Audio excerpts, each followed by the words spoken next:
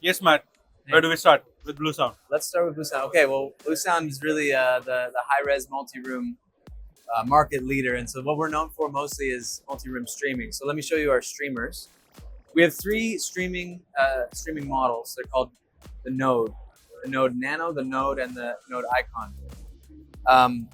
I'll start with the Node. This has been kind of our classic bread and butter hero product for many years.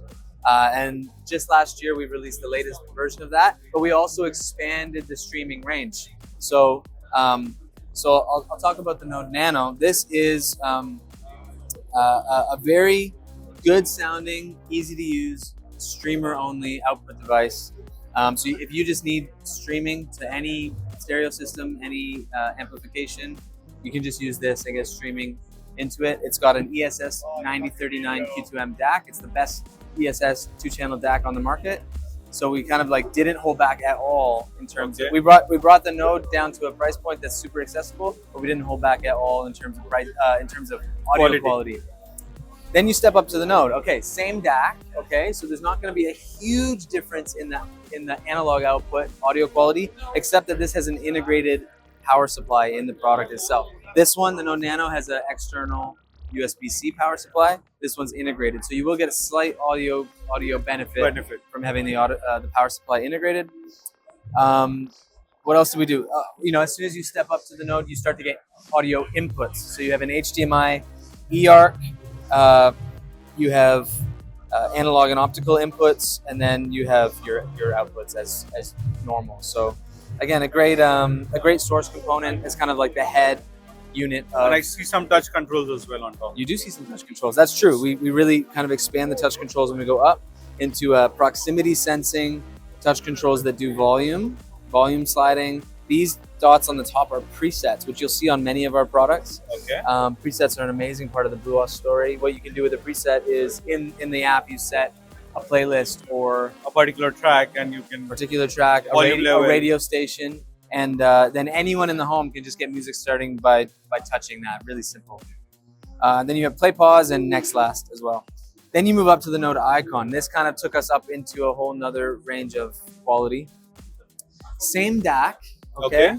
But two of them. Same DAC starting from the Nano. Yeah, same DAC, except on this one we use two of them. Oh. Two DACs in a dual mono configuration. So they're kind of canceling out the noise, any noise with each other. It brings the noise floor down to another degree.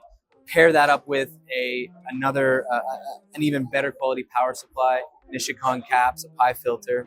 And what you get is really an audiophile machine made in heaven. You know what I mean? It's then we put balanced outputs on this product for the first time. So we've never had balanced outputs on Bluesound products. Of course, you still have RCA outs. You have RCA ins, outs and ins and digital, and then HDMI input, and new again for Bluesound, USB-C audio input. So that's for playing audio from like a PC or something like that, or even a phone, for that matter. And what's the reason to have two USBs? The USB A slots. Yeah, the A slots are mostly for using external memory devices. So if you have a library of music on a NAS or even just a thumb drive, hard drive of some kind, you can just put them in there. Our software will index all of that. It'll go up to the cloud and get all the metadata and all that kind of stuff.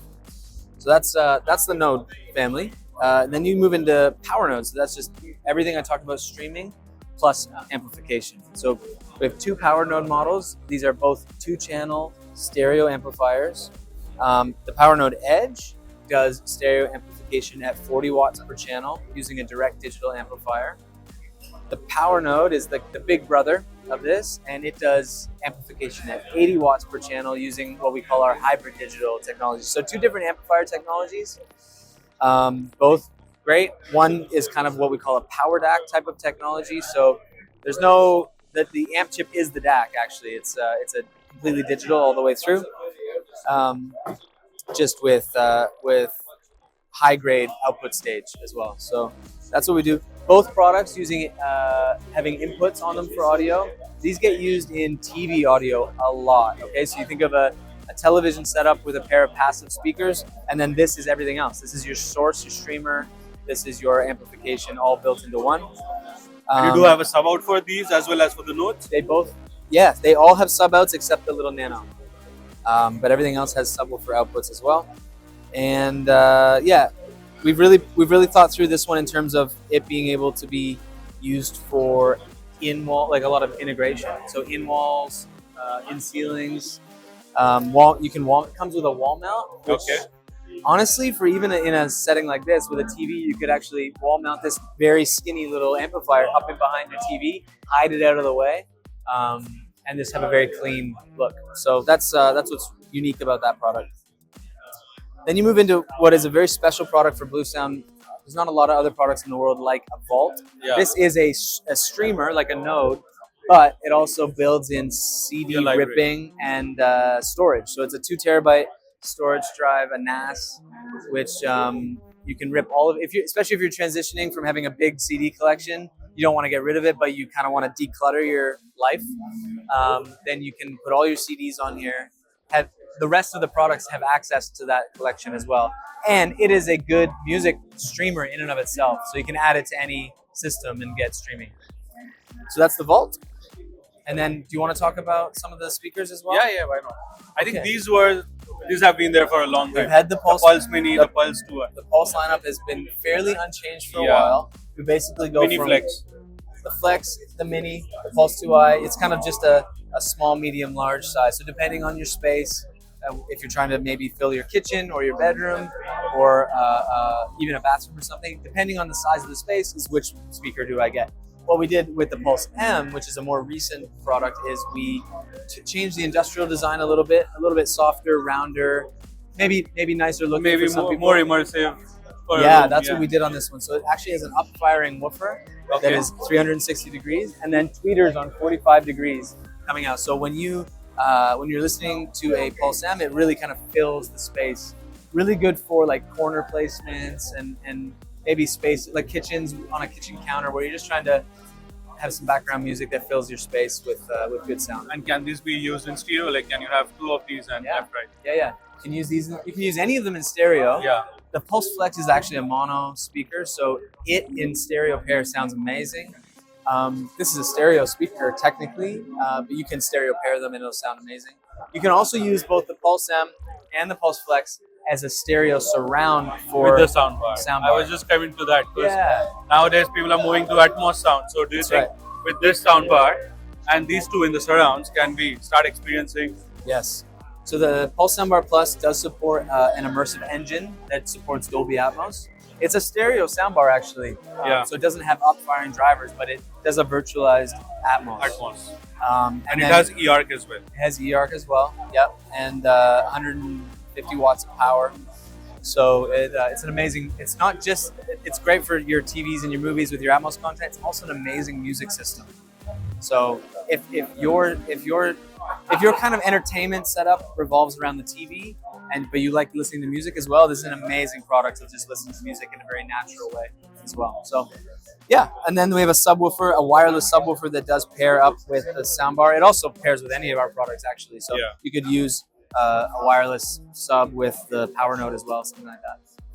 So these speakers, the soundbar over here, the speakers inside or the drivers and the tweeters, are they angled as well to increase the sound stage, or they're not? They're just flat. Stereo. Yeah, okay. Just flat. Yeah. Now, just one last interesting question. Multi-room is not just about the products, right? It's not about hardware.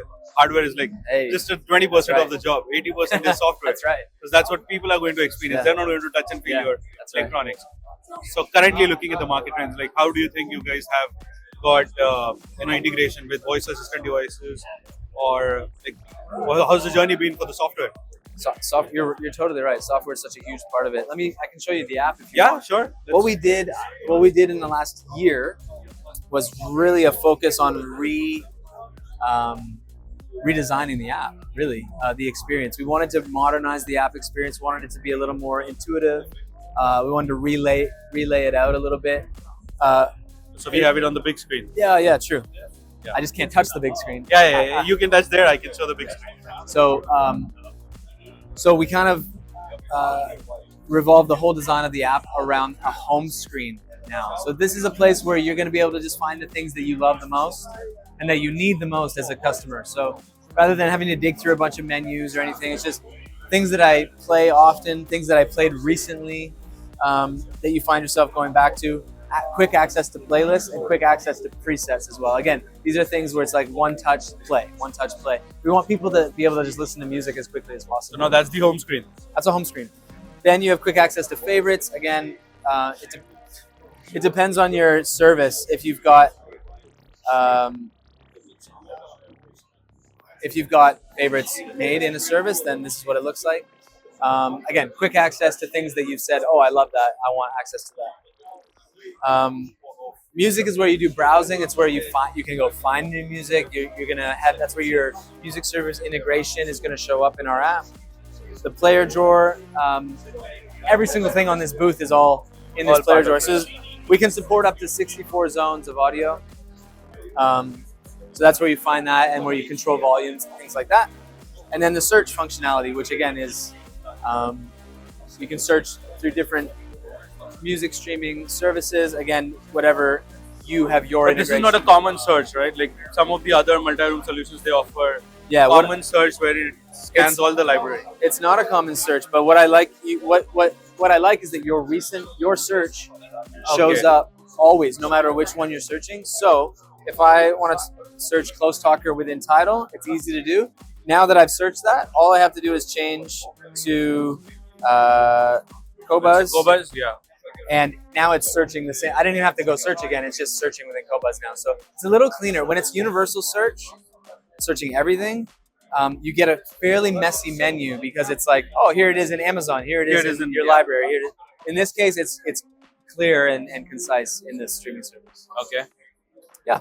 And then you've got your now playing screen, visual, lots of artwork. We want people to be able to see all this metadata in a very visual, beautiful, graphical way. So Apple Music is also part of the library now? Apple Music, we support through AirPlay. AirPlay 2. Not through the app. No, it's not integrated into the app yet. Yeah. Hopefully someday. Okay. So the other multi-room technologies are struggling right now with the application. Are they? Yeah. Okay. So where do you think, what's the further focus on the app going to be for you guys? Yeah, I mean, anything that you're planning to add up to the app? We're super focused on stability always.